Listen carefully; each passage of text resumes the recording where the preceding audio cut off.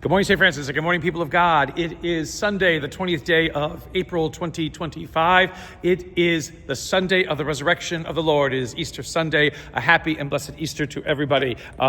We've just got finished doing the 9 o'clock Mass here in the Fellowship Hall. We had to do two Masses simultaneous because of the crowds that we get on Easter, which is a wonderful, beautiful thing. So Teresa Baumgartner has created beauty and wonder here in front of the altar as she does within the church. And since I usually show the church, here's just a little bit of Fellowship Hall where we just did Mass right over here. So Easter, what are we celebrating? We are celebrating the fact that we are built as a people of hope.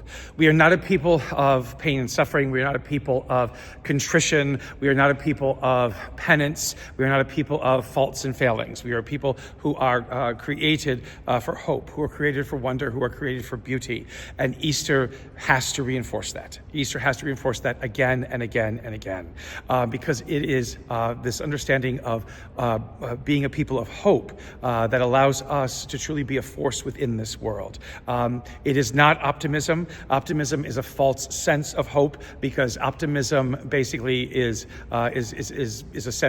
done without both faith and charity. It's done without faith and love. All it does basically is an individualistic kind of making sure that I can force things to be good, or I can try to make things good for myself, but not necessarily for other people. We are not called to be optimists as believers in this world. We are called to be people of hope, and it is the resurrection that allows us, that gives us the ability to do just that, to be that kind of people in the world that we must be, that this world needs us to be. And because of that, we have to remember again that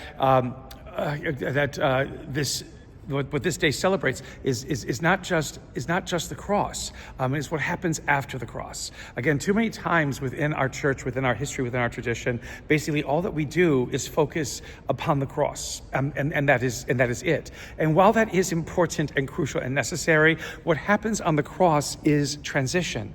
It is a movement through something, a movement through all of those things that stop the wonder and beauty of who and what we are as God's creation from shining forth, from being enacted, from being revealed, to the world. We are not screw-ups. We are not people who just get everything wrong. We are not people, who God is reluctant to love or who God regrets ever having created. That is a horrible understanding of God and a horrible understanding of our relationship with God. That is not what we are about. We are about, again, people who recognize the fact that on the cross is no one. The cross does not have anybody on it anymore because he is risen. The fact, again, what becomes problematic in our faith tradition is that we have kept him on the cross again and again and again. And we keep him on the cross, again, to reinforce some kind of guilt or some kind of power and authority, over us by other people. I don't know what it is. But we cannot keep him on the cross anymore. Again, the cross was this movement through, a movement through to wonder, to beauty, to joy, to God saying, let us do things now on my terms, because I am the one who created everything, and I am the one who is sustaining it and leading it to its conclusion. We have yet to realize that. We have yet to live that. We still live thinking that we have to keep putting Jesus on a cross, or that we are still responsible for putting him on a cross. Again, we are not.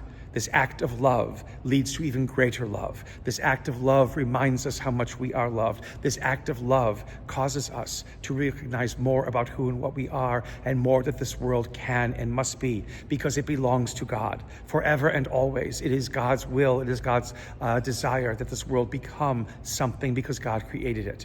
We have to reclaim that. We have to remember that. We have to celebrate this always. And for 50 days, 10 more than Lent, for 50 days that breaks the barrier of what Lent creates for us sometimes, we are called to constantly rejoice, to stand upright, to thank God for creating us, for creating this world, and for asking God again to give us the courage to move forward in wonder and beauty with our revelation of this wonder and beauty of this world that God is always a part of. A blessed Easter season that we begin today, St. Francis and people of God. May the Lord give you his peace.